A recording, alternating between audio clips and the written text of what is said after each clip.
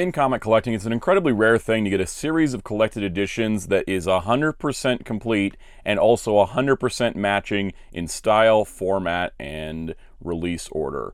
And here we are with the Ninja Turtles IDW collection. Let's talk about it. It's morphin' time!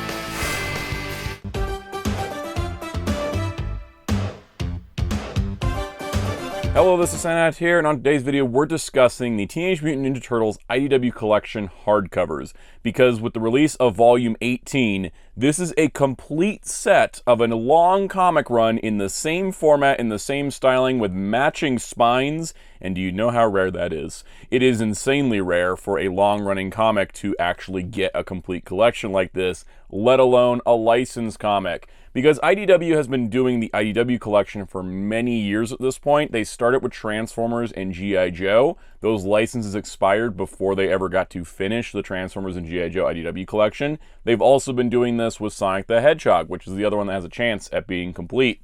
But with Ninja Turtles IDW, this has all 150 issues, plus all the tie-ins, all the side material, all the miniseries, all the event crossovers. Everything that is canon to the IDW Ninja Turtles universe is in these 18 volumes. And that is incredible. This is an insanely, exceedingly rare thing to have happen in this industry. Even Marvel and DC, when they do long-running omnibuses, they don't have sequential numbers like this. This is insanely rare. Now, the IDW Ninja Turtles comics are not done and over with. They have relaunched everything into multiple books, several of which keep getting canceled due to low sales. So it hasn't, I don't think, been going the way they wanted it to. So we'll see if they actually go and do a similar style format for that 2.0 era. But the ending at issue 150 caps off this entire run. And the new era, while it's still the same universe and it's not a reboot, is a soft relaunch. It is a soft reboot. It is a total relaunch. And that kind of becomes its own thing at that point. This is a complete story beginning to end. So when I wanted to do this video, I thought about how to approach it, because I want to talk about the release format. But then also people have asked, would you do a reading guide on the IDW Ninja Turtles? And I say, well, there's not really a reason to, because they're perfectly mapped in reading order in these volumes.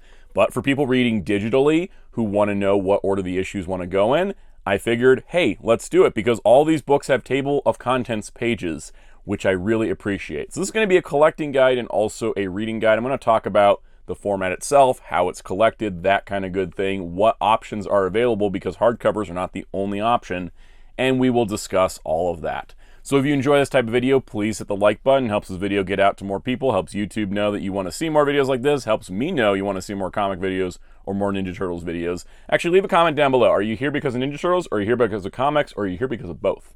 Really, really curious. Also hit subscribe and the notification bell so you don't miss out on future comic book videos and Ninja Turtles videos. I'm kind of merging two sides. I've done several Ninja Turtles videos on home video and toys, so let's do a Ninja Turtles video on comics, which I really haven't tackled before.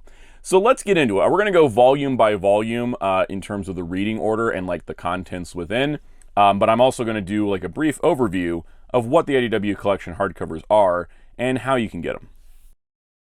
Alright, so let's take a look at one of these collections so we got an idea of how they're all set up, because they're pretty consistent.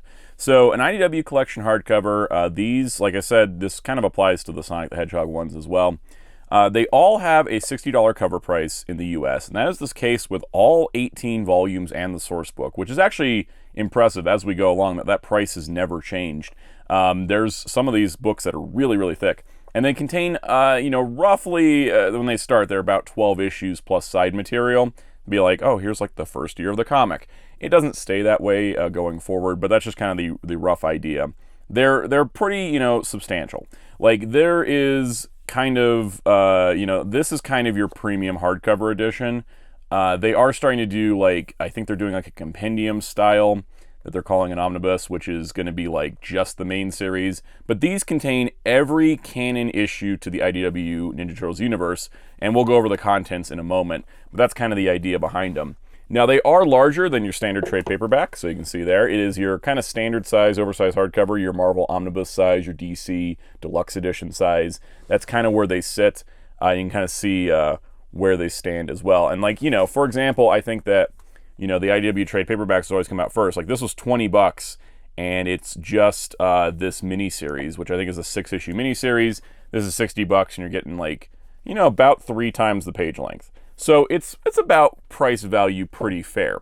What's also pretty nice is that if you don't want to do the hardcovers, they have been doing paperback editions, which come out pretty regularly at this point. They haven't done everything in paperback, but they're slowly getting through all the paperback editions, which are $40. They're not the oversized size like this. They are more the standard trade paperback size from what I've seen.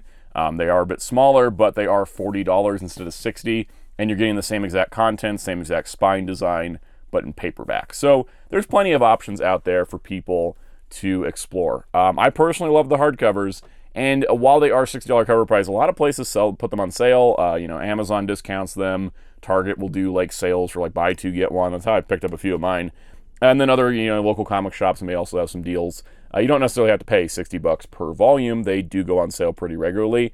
And for the most part, time of recording, IDW keeps these pretty well in print. I have not seen any get really, really hard to find, and if they do restock within a period of time. So it is a relatively simple collection to collect, which is pretty nice considering the way the comic collected editions usually go. So one thing I did want to highlight is the spine consistency, because a lot of collections get off in some ways. DC, Marvel, they do this all the time. But with IDW's Ninja Turtles collections, they're the most consistent I have ever seen for something long running across multiple years. For example, even the Sonic IDW collections do have an issue where their spines aren't consistent because of logo placement. But when we're talking all of these, you can see that they all have this like wrapped texture. It's like a weapon wrap for you know, like Leo's katanas or Raph's size, something like the different colors here, which I think is so cool. The TMNT lettering, right? You got all your T's, all your M's, all your N's, all your T's across the middle. And then, of course, you got numbers 1 through 18 across the top and the IDW logo down the bottom. And I'm really happy because 17 and 18 came out after IDW changed their logo, but they kept it the same for the spine consistency, which is wonderful. Absolutely adore that. Also, the source book, which we will talk about kind of in its own thing. The source book was designed to go with these, and so you can see you've got TMNT at the top where the number would be, and then source book written out kind of in the middle, and then the IDW logo. So it looks like a nice companion volume. But the source book is not a comics volume, it's a guidebook, and so having that in a similar but slightly different format, I think is brilliant, because it tells you it's not comic issues, but it goes with this collection. And I think that's super, super cool. This is just absolutely amazing that they've kept it this consistent for all these releases, considering how long it's taken to release all of these. All right, so we're going to do a volume by volume breakdown, but this won't be issue by issue. It's not going to be plot spoilers. This is just going to give you an idea of the reading order that these books are presented in and what books are included inside each volume. This is to give you a guide. So like, you know, a lot of people do read comics digitally, and maybe they want to know the correct order. So that's what we're going to do here. So first things first, volume 1 has a shot of Raphael, which I think is very appropriate because the early arc of this series involves trying to find Raphael. And so I think putting him on volume 1 was great. Red spine as well. On the back, you know, the shot of Raph. And I believe the artwork on the front and the back is new for these volumes. I know the front artwork is. Now, in terms of contents, this first volume contains the first 12 issues of Ninja Turtles, plus the Raphael, Michelangelo, Donatello, Leonardo, and Splinter one-shots. So that's 17 issues in one volume, which is what is pretty awesome. And then these early issues were done with Kevin Eastman and Tom Waltz on writing with a variety of artists. So let's take a look inside, because you'll start to get an idea how these are laid out. So you can see, here's our table of contents, which I really, really appreciate, because you can probably just pause the video and take a look. We've got issues 1 through 4. A Lot to Learn is a special story that was done, I think, for one of the annuals or one of the like special anniversary things, and they inserted it here because it takes place between issues 4 and 5. The Raphael and Michelangelo one-shots take place between 5 and 6. Donatello takes place between 6 and 7. Leonardo takes place between 8 and 9. Splinter takes place between 10 and 11. So this is how it's mapped out in the book. They have page numbers. I like that this is included because even though a lot of the pages don't have page numbers because of the full bleed printing, I'm glad that they have the order. So if you're trying to find a specific story in one of these volumes, say you're like, I want to go read the Splinter issue, you know roughly where in the book you're looking. I wish that all, kind of omnibus collected editions that are over, more than a standard trade length, I wish they all had table of contents pages like this, because it is really, really handy for finding what you're looking for.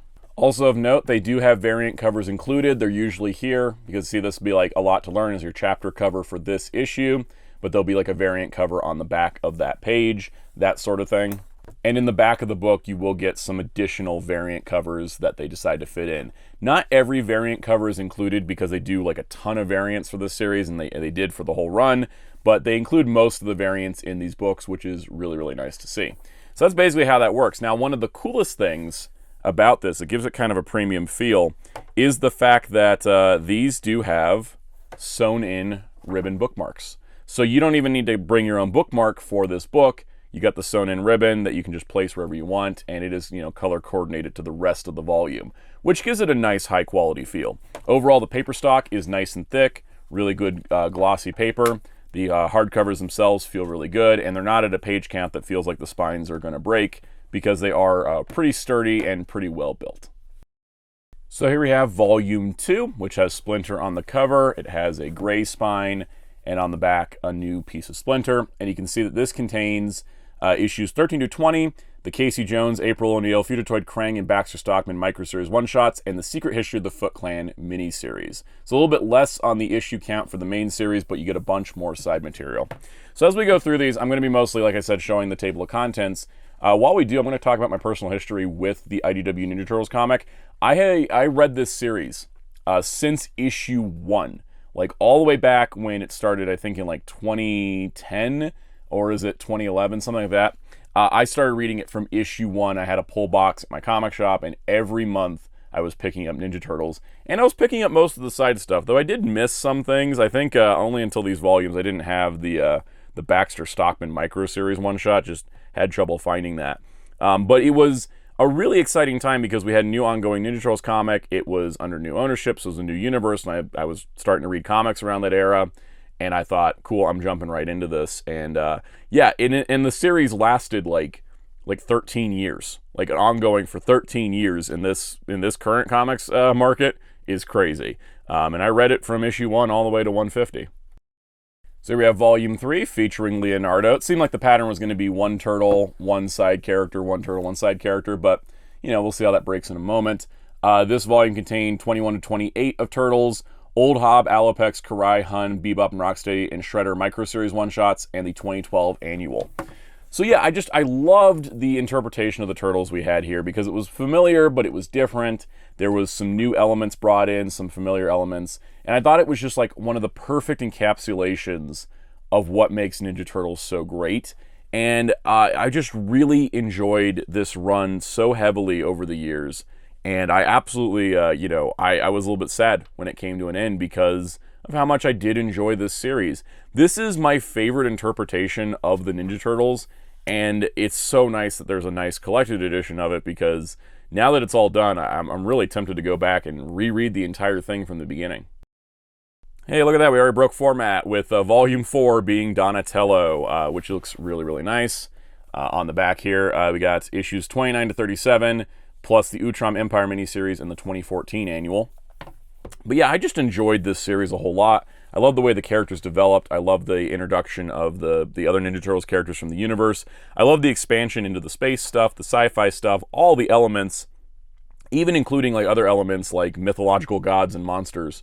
That sort of thing, I think just, it encapsulates what makes Turtles great. And I think having Kevin Eastman kind of in the early part of this to sort of be a guiding hand was a smart move, because it allowed it to kind of feel authentic to the Ninja Turtles experience before breaking out into being its own unique entry in the line. And I just really do highly recommend checking this out, because I think it's such a great series.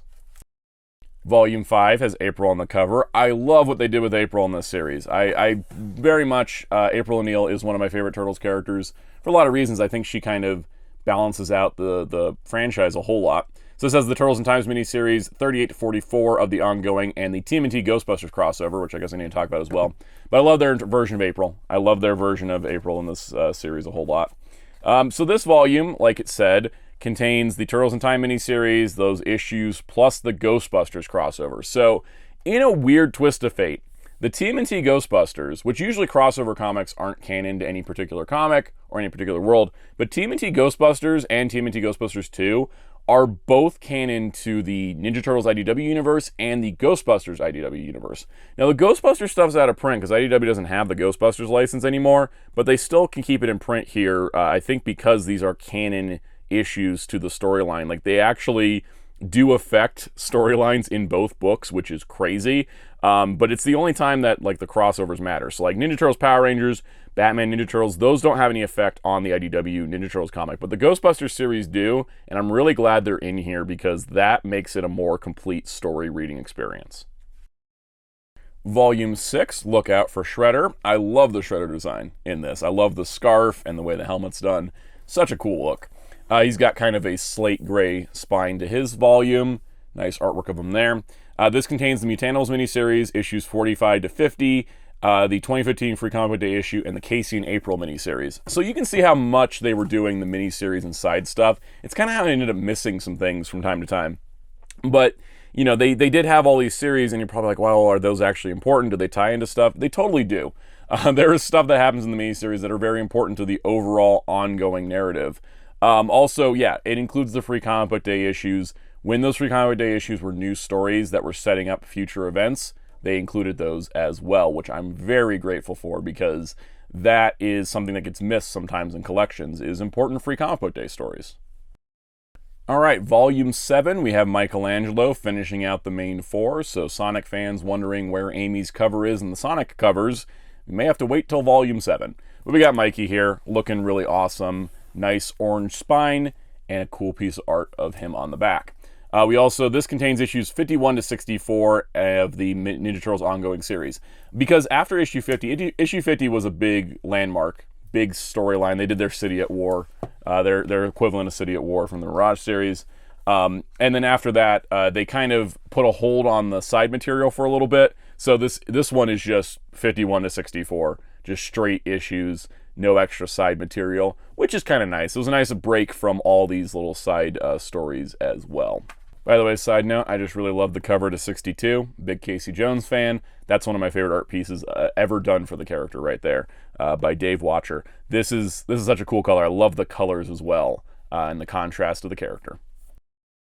All right, Volume 8, we've got Bebop and Rocksteady. Personally, I don't think this duo has ever looked better than they did in the IDW comics. They just look awesome. I love these two. They do some heinous stuff in this series as well. They are straight up villains, which is really cool. You got purple spine for them, kind of to match Bebop's hair. You can see them there. This contains the Bebop and Rocksteady Destroy Everything miniseries, hence why they're on the cover. Ninja Turtles Universe 1 to 8 and Ninja Turtles 65 to 66. So yes, welcome to one of the things that I sort of got frustrated with reading it monthly, and it's mostly because of a budget thing, because of the cost of comics, and that was the Universe series. So they decided, since they've been doing all of these mini-series all the time, they thought, well, why don't we just have an ongoing series, which is, you know, Ninja Turtles Universe. And it was an anthology book, and so all the side stories were over in Universe. But the thing was, is that meant that there was 2 monthly ongoing Ninja Turtles series, and Universe cost more because it had a bunch of extra stories in it. So after a certain point, I dropped Universe, and there's a bunch of those stories that I think are still important because they come back up in the main series, so they're not skippable. But it was frustrating having 2 ongoing Ninja Turtles comics, you know, when the books are $4 a month, or, you know, I think like Universe was like 5 or 6.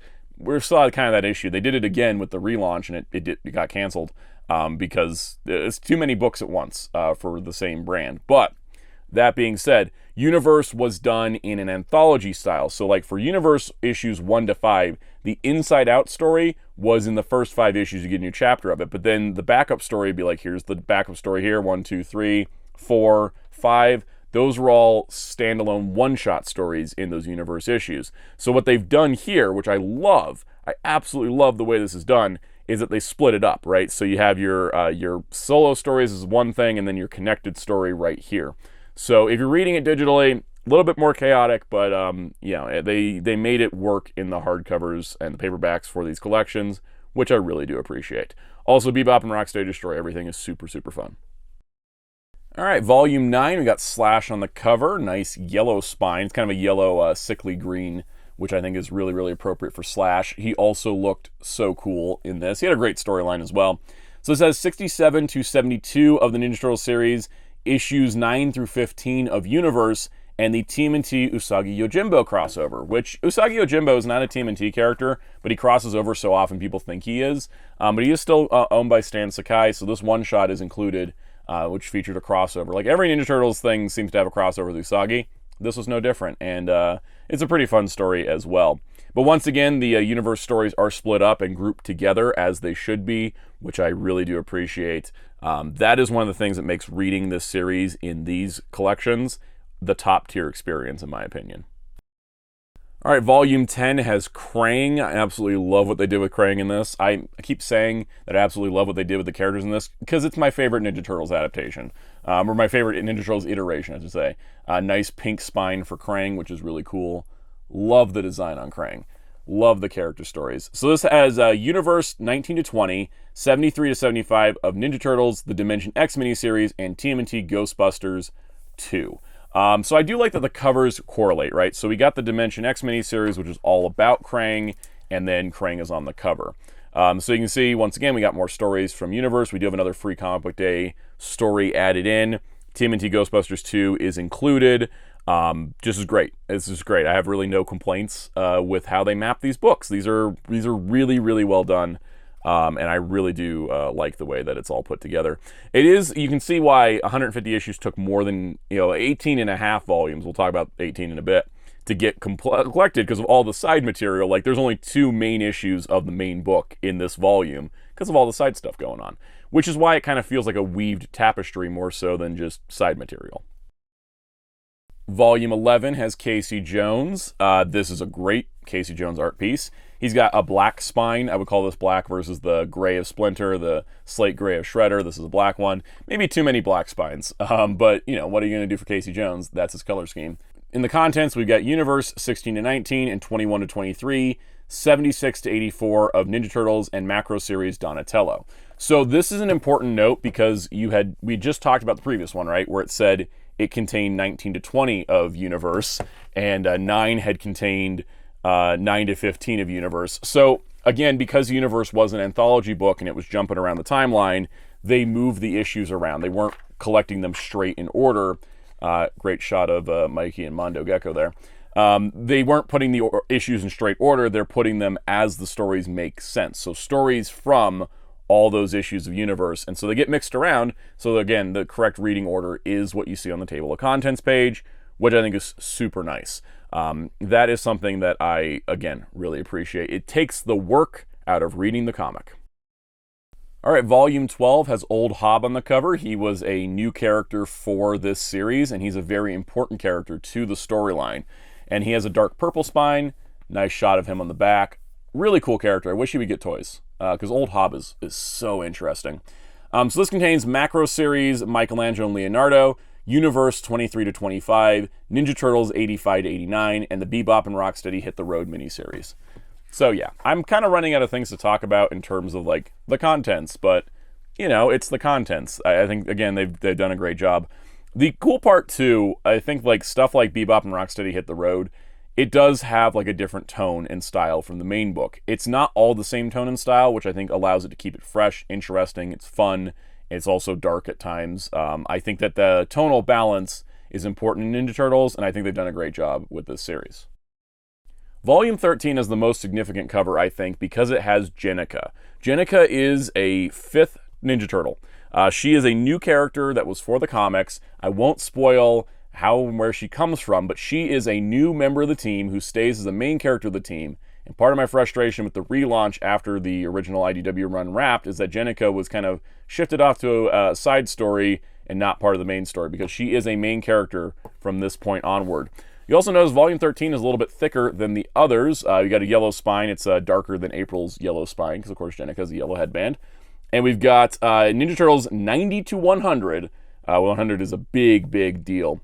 And then the 2019 Free Comic Book Day series, Macro Series Raphael, and the Shredder in Hell miniseries. I guess that's a minor spoiler for Shredder. But basically, this contains what is considered the end of the first part of the era, because issue 100 is the last time Tom Waltz and Kevin Eastman were writing the book.